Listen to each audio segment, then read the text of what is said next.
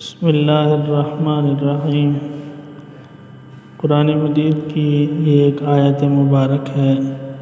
جو شخص جس مصیبت میں بھی اس آیت مبارک کا کثرت سے ورد کرے گا، اللہ تبارک و تعالی اس مصیبت سے اسے ضرور جلد نجات عطا فرمائیں گے۔ اور وہ آیت مبارکہ یہ ہے: لا الہ الا انت سبحانک انی کنت من الظالمین۔ حضرت یونس علیہ السلام جب مچھلی کے پیٹ میں تھے، انہوں نے اللہ سے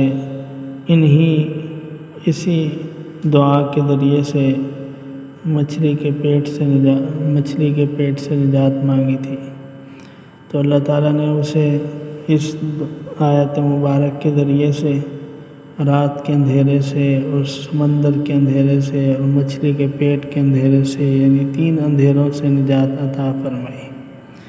اس لیے مصیبت کے اندر اس آیت مبارک کا پڑھنا بہت ہی مجرب ہے۔